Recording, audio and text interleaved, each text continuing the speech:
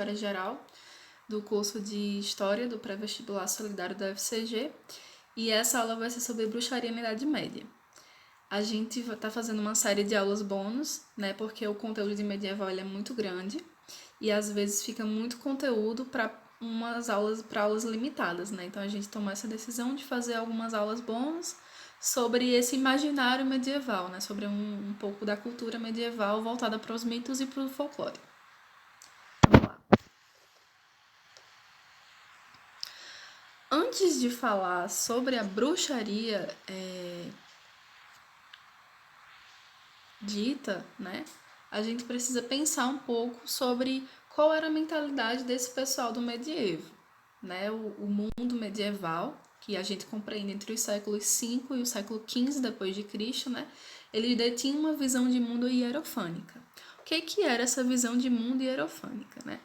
Era uma visão vinda da hierofania, né, do grego hieros, sagrado, e faneia, manifesto, né, e meio que traduzia assim que o sagrado, né, as manifestações do sagrado estavam no dia a dia do homem medieval. Né? Então, a todo momento estava acontecendo alguma coisa, a presença divina, a presença de Deus, a vigilância de Deus te olhando ali quando você estava fazendo seus afazeres. Né? Então, o homem medieval ele vivia cercado por essa presença do sagrado, né? Essa presença de Deus na vida dele. Aqui tem uma citação do Mircea Eliade, para a gente entender um pouco como é que era isso daí. Para aqueles que têm a experiência religiosa, a natureza como um todo é suscetível de se revelar como sacralidade cósmica. Cosmos como um todo pode se tornar uma hierofania.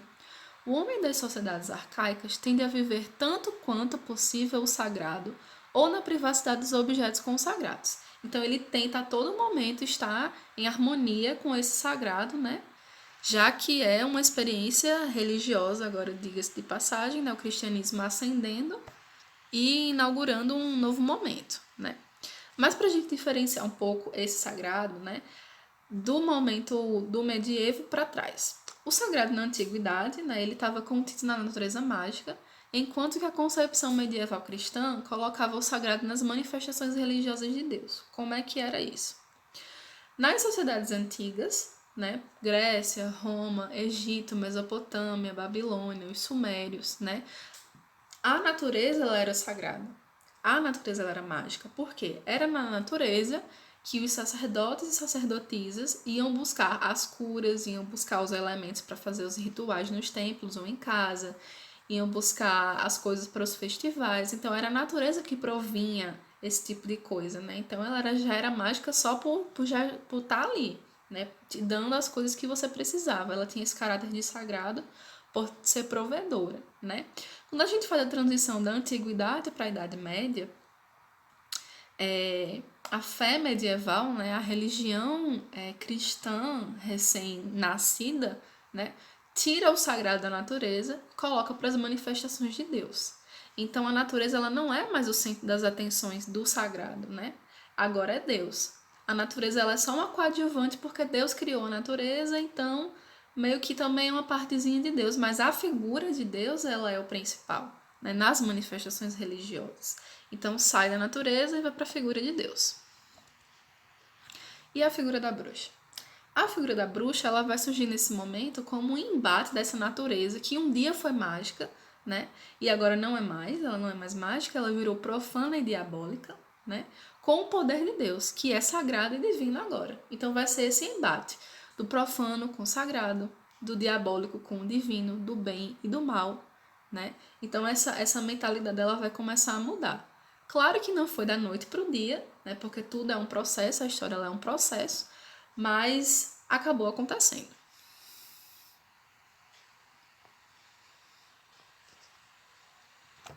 Para adentrar na bruxaria de fato, a gente precisa entender 3 conceitos fundamentais: magia, feitiçaria e bruxaria. Às vezes a gente acha que é tudo a mesma coisa, mas não é a mesma coisa, a gente vai entender por que não é a mesma coisa.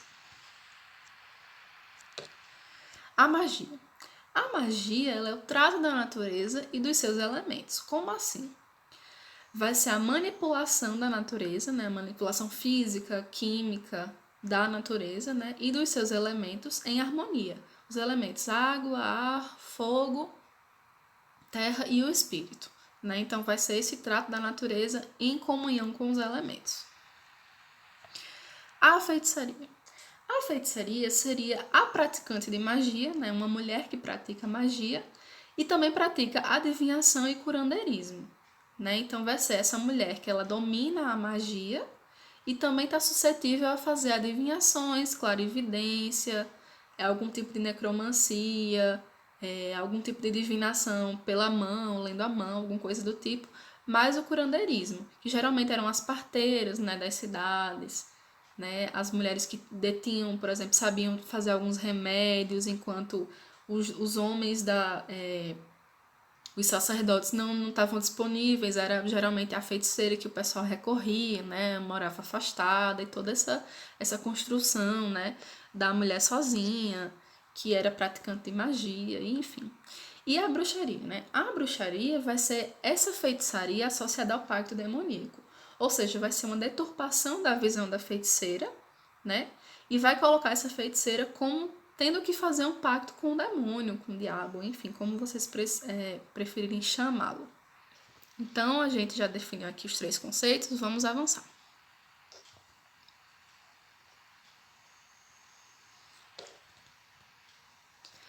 A magia e a feitiçaria, elas eram aceitas na antiguidade, como eu falei, nessas sociedades da antiguidade, né?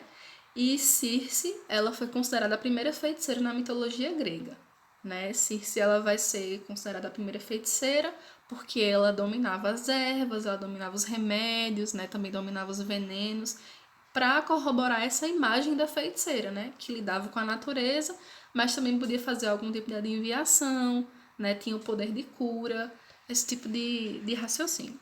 A mãe dela, a Hécate, era uma deusa fortíssima, uma deusa poderosíssima, né? E era conhecida por ser ligada aos partos, à fertilidade, às encruzilhadas, à magia, à feitiçaria e o trato com a natureza, né? A Hécate, ela era deusa de casa de muitas famílias, e essas famílias elas pediam a proteção e as bênçãos de Hécate.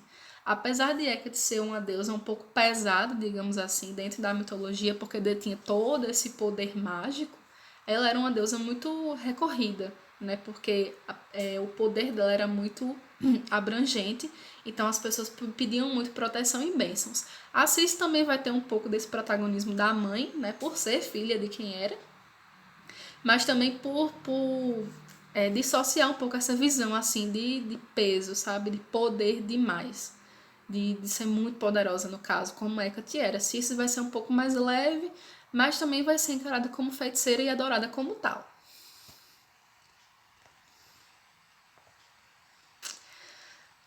Com a ascensão do cristianismo, né, na Europa, as narrações sobre as mulheres que detinham alguma afinidade ou algum poder com a natureza e tal, elas vão mudar de parâmetro, né? E elas vão passar a absorver a culpa do feminino, né, em vez do poder. Ou seja, lá na antiguidade a gente tinha as mulheres, né, a figura da mulher, mesmo que não fosse feiticeira, né, era uma figura assim mais, não vou dizer respeitada, mas era uma figura mais aceita, assim, né? Apesar de também ser sociedades patriarcais, né? Mas era uma mulher poderosa, principalmente se ela decidisse se envolver com esse tipo de prática mágica, né? Mas quando a gente faz essa transição para o mundo medieval, isso muda completamente, né? Quem era poderoso fica fraco e assim vai, né? Ou seja, esse pecado que a Eva comete, né, quando come a maçã e divide com Adão e os dois são expulsos do paraíso e etc, vai se tornar um lembrete recorrente da natureza degenerada da mulher medieval, né, que precisa viver em penitência por ser uma porta aberta ao pecado aos olhos de Deus, já que foi expulsa do paraíso com Adão, e aos olhos dos homens também, porque depois que saiu do paraíso foi só sofrimento, né? Então a mulher ela vai sair dessa posição, né, mais protagonista, digamos assim, né, até na figura das próprias deusas da Grécia e de Roma, né, do Egito também, enfim, das outras sociedades antigas. E quando chega no período medieval, acabou.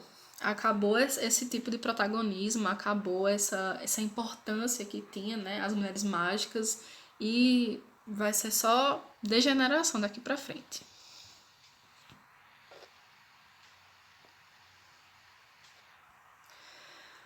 Tem uma citaçãozinha aqui. E como as mulheres estão essencialmente ligadas à sexualidade, elas se tornam as agentes por excelência do demônio. E as mulheres têm mais conivência com o demônio, porque Eva nasceu. Saiba aqui rapidinho.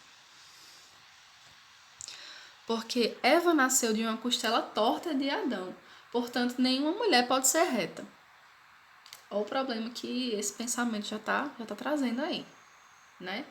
Essa citação é de um livro que mais na frente a gente vai ver, chamado Maleus Maleficarum, ou Martelo das Bruxas, ou Martelo das Feiticeiras, e foi escrito no século XV, né, para ajudar na caça às bruxas, né? Ou seja, é todo um processo de denegrir a imagem da mulher, né? Porque ela não pode ser independente, ela não pode ter autonomia, ela não pode ser poderosa, ela não pode ser mágica, né? Ela precisa ser denegrida para virar uma degenerada e sofrer para sempre, porque Eva cometeu um pecado, certo? Então era meio que essa a visão da época, porque era a mulher poderosa, ela é uma figura que dá medo, né? Então por que não usar dessa desculpa de que Eva nasceu de uma costela torta de Adão para colocar a mulher como submissa, né? Era um pouco isso aí que estava acontecendo.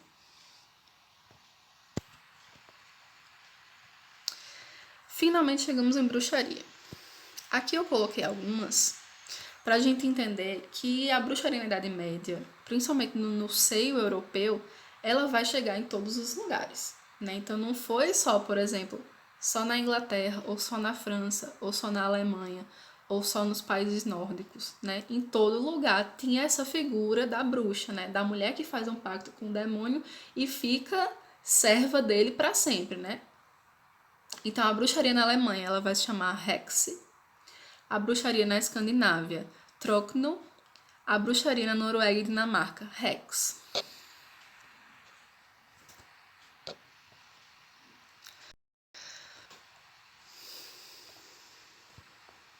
A bruxaria na Suécia vai ser a Haxa, a bruxaria na Itália vai ser a Stregheria, a bruxaria na Inglaterra vai ser a Sorcery ou a Hag, que é um vocábulo, digamos assim, bem antigo para bruxa velha, no caso, né? Para uma senhora velha, uma bruxa velha. Era até um xingamento, assim, você dizer chegar para alguém e chamar ela de Hag. A bruxaria na Espanha vai ser a brujeria, né? A bruxaria na França, sorcellerie. E a bruxaria na Rússia, que é o melhor nome que eu acho, que é Koldovestvo, certo? Vamos aí tentar ser poliglota falando de bruxaria.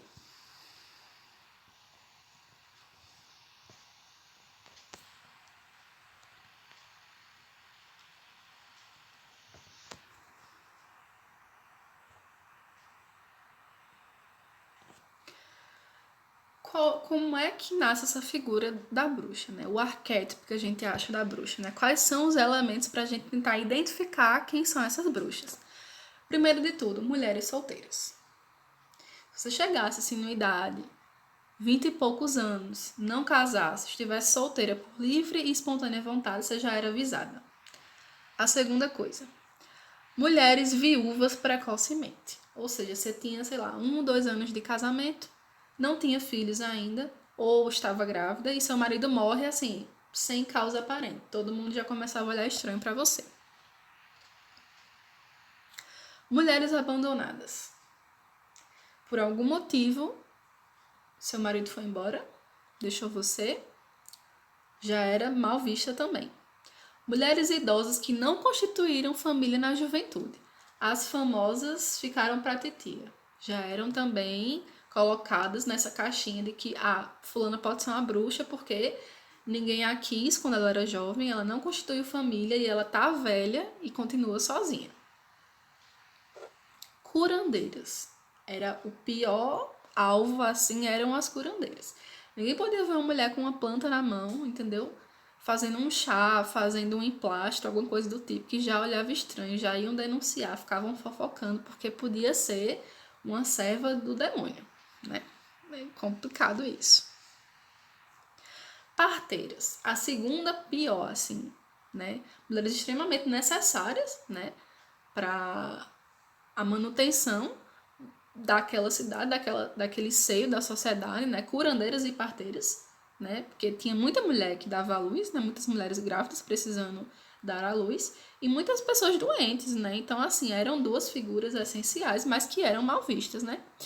E essas mulheres que quisessem instrução científica. A gente precisa lembrar que a cultura medieval era patriarcal, certo? E matrimonial. Então, a mulher ela não tinha direito de ser instruída, né? Principalmente se ela quisesse ser instruída cientificamente, ser uma pessoa da ciência, né?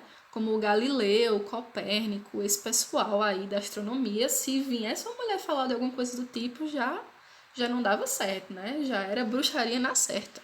Não tinha nem o que discutir, ninguém falava mais, já era bruxa já. Mulheres com alguma deficiência física ou deformação. Se você não nascesse bonita, já estava, não tinha nem mais salvação já. Já era vista já como alguém que foi tocada pelo mal, né? Então as mulheres que nasciam com alguma deficiência física, uma perna mais curta que a outra, faltando um dedo ou um dedo a mais na mão ou no pé, entendeu? Com algum tipo de deformação física mesmo que desse para notar, já era também considerada bruxa. E mulheres com alguma marca de nascença. Mulheres que nascem com sardas, mulheres que nascem com sinais, mulheres que nascem, por exemplo, não sei se na época tinha, mas se tivesse com certeza seria, né? Por exemplo, mulheres que têm vitiligo, né? Aquela doença de Michael Jackson, se nascesse também já era a marca do mal, não tinha nem o que, não tinha nem um A para contestar, já era, sofria o preconceito, né? Ou seja, a diversidade física e de pensamento acabava se tornando um indício do toque do diabo e da histeria ao redor para explicar tragédias naturais, pragas, fome, etc. Então, assim, usava-se desse pensamento, desse medo, né, que tinham de ter uma bruxa por ali para poder explicar tragédias naturais. Por exemplo, não choveu, tem uma bruxa na cidade. Ou choveu demais e as plantas elas morreram, as raízes mofaram, tem uma bruxa na cidade, né? A minha plantação de milho ela foi atingida por pragas. Tinha uma bruxa rondando ali porque ela tinha que entregar alguma coisa em troca do pacto que ela fez. Então era uma desgraça que ela tinha que providenciar, porque senão ia ser pior para ela e ela tinha que realmente se dar conta lá para poder o pacto dela valer. Ou seja, ela tinha que dar alguma coisa, né, para o diabo, para o pacto dela valer, né? Era uma moeda de troca, digamos assim, causando alguma desgraça, né? Então, tragédias naturais, pragas, fome, doenças, entendeu? A pessoa tava bem, no outro dia já não tava. Mal olhado, né? A bruxa olhou assim estranho para você, o pessoal já ficava com medo também. Enfim, todo esse tipo de imaginário, né? Ao redor de uma mulher que era diferenciada. Aqui eu trouxe 2 filmes pra gente entender um pouquinho como era essa. Como é que as pessoas traduziam, né, esse imaginário da bruxa, né? O primeiro é o Vi, é um filme de 1967, é uma adaptação soviética, né, por Georgy Kopratyov, Konstantin Yershov e Alexander Plotchiko, e fala justamente de uma lenda, né, dos países russos, bielorrussos, daquele pessoal ali do leste europeu, de Vi, né, que seria uma figura maligna, né, uma bruxa, enfim. E conta a história de um pároco, né, um clérigo, que ele estava saindo de férias, assim, estava saindo para um recesso lá da igreja onde ele estudava, ia para casa, ele acaba se perdendo, toda uma trajetória porque eles tinham que ir a pé e era muito longe, etc. E ele acaba se perdendo e passa a noite na casa pede abrigo numa casa. E vai ser a casa dessa senhora aqui, ó, dessa senhora maravilhosa, que ele vai descobrir depois que ela é uma bruxa, né? E é esse filme que eu acho interessante que vem um dos arquétipos principais da bruxa, né? Que é a bruxa voando na vassoura, né? É uma das construções mitológicas acerca da bruxa, né? Que ela tem uma vassoura e é o transporte dela e ela voa na vassoura, né? Só que aí o filme ele ainda vai além. Ele mostra a Vi, né? Que é essa senhora aí voando na vassoura, mas também voando em cima do rapaz. Ou seja, ela usa, né, da magia dela, do encantamento dela, né, demoníaco, né, para fazer com que ele seja o transporte dela, né? Então a vassoura é mais figurativa e ela senta nele e vai-se embora, e vai voando, né? E aí o filme passa por diversas reviravoltas. É um filme muito legal, se vocês quiserem ir atrás. Não é muito fácil de achar, não, só tem em russo, mas tem legenda, dá pra entender um pouco esse imaginário. Então, essa senhora aí começa o filme assim, e ela vai terminar o filme assim. Então, já é também outro indício da transmutação da bruxa, né? A gente entende assim no imaginário a bruxa, uma senhora não muito bonita, às vezes tem corcunda, aquela verruga no nariz, mas que acaba virando uma mulher bonita, né? Uma mulher atraente. Então isso também tá vinculado com a magia da bruxa, né? O encantamento, a feitiçaria da bruxa que engana, né? Que deturpa a imagem para conseguir o que ela quer, né? Que seria, no caso, a vítima, para oferecer ao diabo e etc. O segundo filme vai ser o Haxan, de 1922, né? Uma adaptação sueca de Benjamin Christensen. E esse filme é muito bom, porque ele fala da visão sueca sobre a bruxaria, né? Lembra que lá atrás a gente falou que tinha na Suécia, Noruega, Dinamarca, França, Alemanha, todo mundo tinha um pouco da visão do que era a bruxa, né? E tinha medo também desse imaginário da bruxa. Então, esse filme é muito bom porque ele meio que tenta fazer uma origem, assim, do que foi a bruxaria, né? Só que na visão dos suecos. Então é todo um apanhado detalhadíssimo, como é do início do século XX, né? São efeitos assim ótimos, efeitos especiais sobre bruxas, bruxas voando, bruxas fazendo sacrifícios, entendeu? E essa cena aqui, essa daqui primeira, é uma cena de bruxas sendo capturadas, né, para serem julgadas e tendo que confessar que são bruxas e todo um processo assim que mais na frente a gente vai ver sobre a Inquisição e etc. E esse outro aqui é um sabá. É uma reunião das bruxas com os demônios, certo? Então é nessa reunião aí que as bruxas elas assinam, né, nesse livro aqui que não sei se dá pra ver direito, deixa eu voltar aqui. Elas assinam nesse livro e a partir desse livro, dessa assinatura, elas acabam entrando em um regime de servidão para com o diabo. Então o diabo pede as coisas, elas têm que fazer. Pede uma criança, tem que trazer. Pede uma pessoa velha, tem que trazer. Pede, sei lá, o dedo de uma pessoa que morreu enforcada, tem que trazer. Entendeu? Então esse filme ele fala um pouco sobre esse imaginário aí através da visão do Christensen, que é sueco.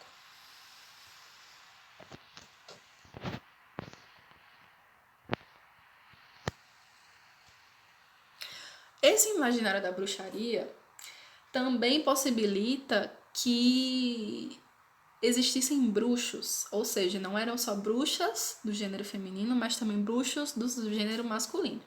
E esses bruxos, eles eram os consortes das bruxas, né? Ou eram amantes, maridos, enfim, eram pessoas que andavam com essas bruxas ou pessoas aliadas a elas, entendeu? Ou seja, por exemplo, uma pessoa importante na cidade, um nobre, que acabou descobrindo que tinha uma bruxa na cidade, queria pedir um favor a ela, e ela, não, vamos lá na fonte, entendeu? Então ela meio que oferecia com que ele fizesse o pacto, e ele acabava também virando esse tipo de bruxo.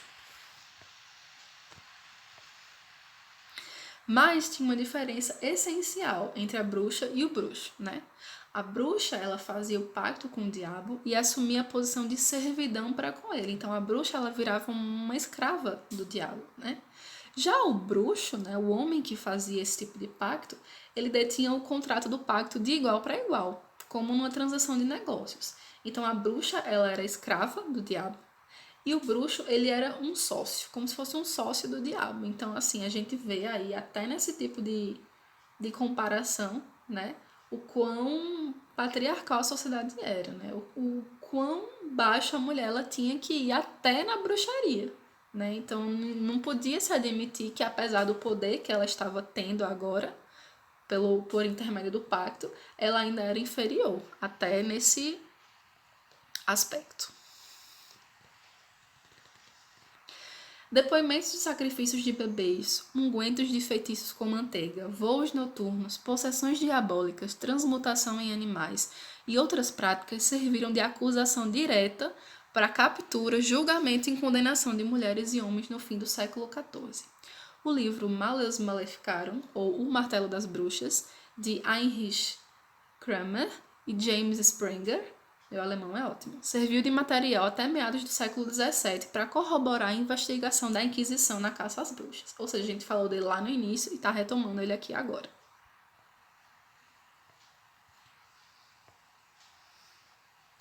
Vamos fazer uma discussão? Trouxe algumas visões sobre a bruxaria na Idade Média. Para o historiador medievalista Geoffrey Russell, ideias falsas sobre as bruxas persistem até hoje. Jamais existiu qualquer culto de bruxas envolvendo deuses, demônios ou deuses ancestrais, e as pessoas suspeitas de serem bruxas nunca tiveram conexão com religiões pagãs. E aí?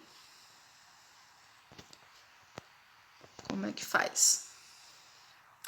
O debate acerca de bruxaria na Idade Média percorre vários âmbitos de abordagem. Aqui eu coloquei 3 ou 4, só para a gente entender como em cada momento, em cada época, cada historiador, filósofo ou estudioso, entendeu? Ou cientista, digamos, da religião, no caso de Mircea Eliade, pensou esse tema na Idade Média, a bruxaria na Idade Média, certo?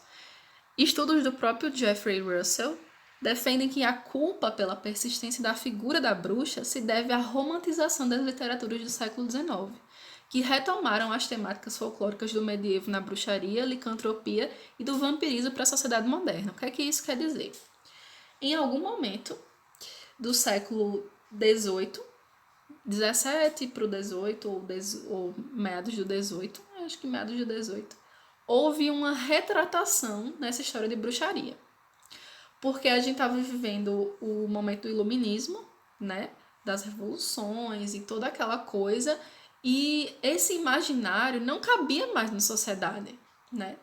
Esse imaginário, essa superstição, esse medo não cabia mais na sociedade. Mesmo a igreja ainda estando ali, né? Mesmo a igreja ainda estando ali, ainda o cristianismo ainda se propagando, esse tipo de medo irracional para a época, já que a gente está vivendo agora o século das luzes, né? Os tratados políticos, os tratados filosóficos, né? Toda a questão de revoluções e guerras, né? Esse tipo de coisa não cabia mais. Então houve meio que uma retratação. Realmente começaram a admitir, né, que alguns julgamentos, né, algumas práticas, algumas abordagens, elas foram demais, né, elas foram sem sentido, foram através de uma histeria coletiva de medo, né, de superstição. Há essa figura de bruxas, lobisomens, vampiros, entendeu? E o Geoffrey Russell, ele corrobora com isso. Ele fala, né, que a culpa dessa figura da bruxa ter levado tanto tempo ainda e ter chegado a nós hoje, digamos assim, ela se deve a essa romantização do século XIX. O século XIX, ele meio que fez um resgate, né, nessas histórias, nesse folclore, nessa cultura dos séculos anteriores, né? E começou a fazer livros sobre bruxa, livros sobre vampiro, livros sobre lobisomens, né? Então ele faz um pouco essa crítica nessa questão das produções para que essa imagem da bruxa, né, como a gente tem hoje nos contos de fada, também tenha perdurado.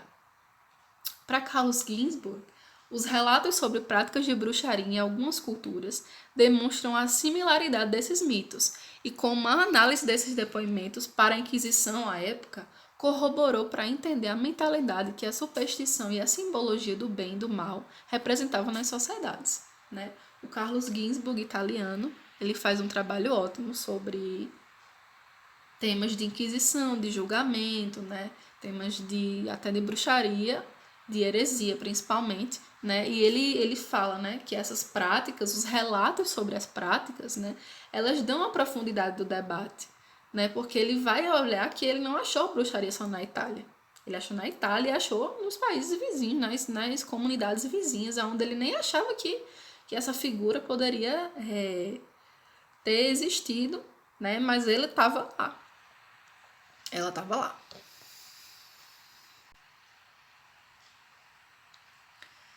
Quem mais aqui? Stephen Mitchell conclui que os julgamentos dos supostos bruxos e bruxas se dividiam. Ou seja, Mitchell também já não acredita que existiram realmente, por isso que ele fala supostos. As bruxas acabavam julgadas por crimes ligados à sexualidade e promiscuidade. Já os bruxos seriam julgados por crimes de heresia contra a igreja, roubos e afins, reiterando a natureza contratual dos pactos realizados. Então, para Stephen Mitchell, né, esses julgamentos, essa averiguação da prática de bruxaria de homens e mulheres, ele era diferente. As bruxas, elas acabavam julgadas por crimes ligados à sexualidade e promiscuidade, né, mais uma vez reiterando que a mulher só tinha isso para oferecer, né, nessa mentalidade. E os bruxos seriam julgados por crimes de heresia contra a igreja, roubos e afins, certo?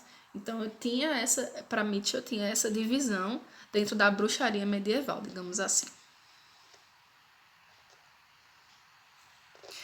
E por último, eu selecionei Silvia Federici, que talvez seja o estudo mais recente sobre essa abordagem da bruxaria na Idade Média, com uma visão completamente diversificada.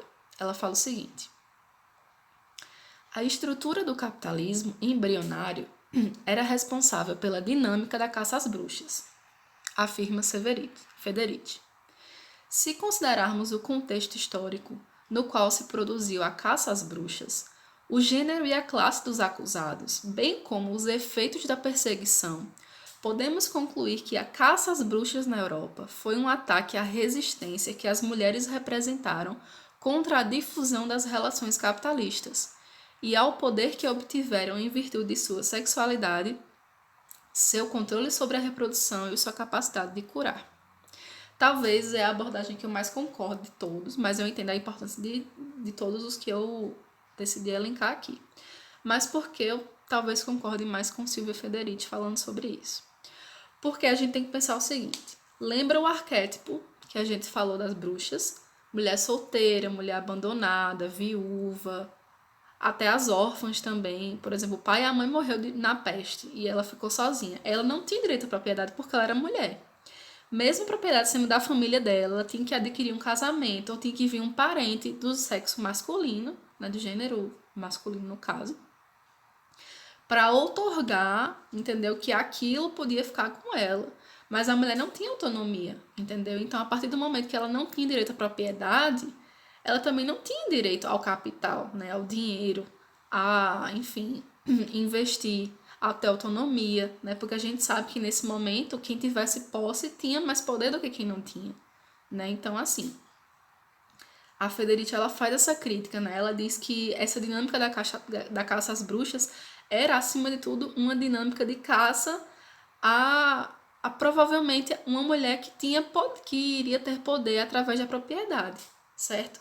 Então, você prender uma mulher e acusá-la de bruxaria nem era tanto pela questão mágica, entendeu? Mas por um medo de uma emancipação financeira que essa mulher poderia vir a ter caso ela ficasse com a propriedade a qual ela estava destinada, digamos assim, mas que ela não podia ter porque ela era mulher, certo? Então, essa aula foi sobre isso. Eu deixo aqui a bibliografia que eu usei para fazer a aula. É uma base, né? Porque, como eu falei, a Idade Média ela tem muita história.